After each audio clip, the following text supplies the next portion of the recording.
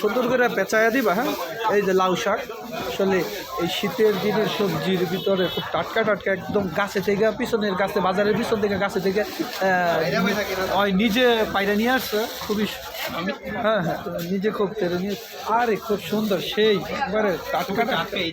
এই দেখেন লাউ গাছে রক্ত বেরোচ্ছে। ঠিক আছে, মুদি বাজার শুরু করো। তবে সবজি কীভাবে ভাজ করতে পারে সেই সম্বন্ধে আরিফের অনেক আইডিয়া আছে। তবে সমস্যা নেই, যদি মোহাম্মদিয়ার চাকরি কোনো রকম দুর্ঘটনা ঘটে আমরা সবজির দোকানই দেবো, চিন্তা ভাবনা করতেছি। এটা পান সুপারিটা ওই জায়গায় রেখে দাও। এই যে পান সুপারি, আর এই পানটা আমি চাইছিলাম যে একটু রিজনেবলের ভিতরে নিতে, কিন্তু না, তা হতে দেওয়াই যাবে না, বিকজ নানা শ্বশুর খাবে, নানা খাবে। এখন আমরা মুদি সদাইগুলো দেখব।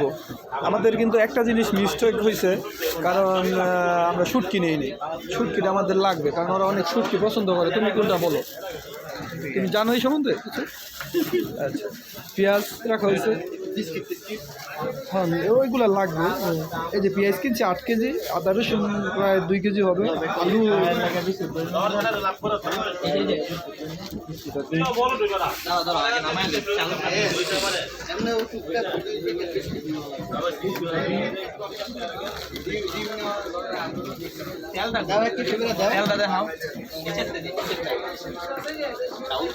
এই যে 8 কেজি তেলে গেলান নিয়েছি একটা।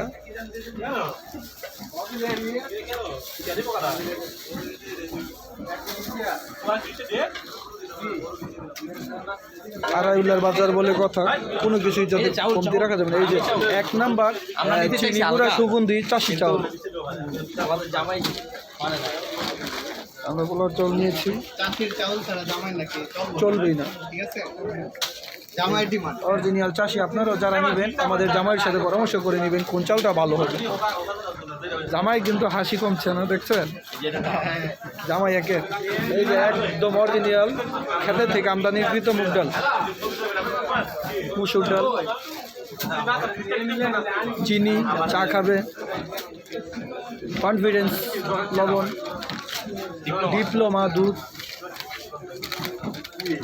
একবারে ব্রান্ড সসের বস।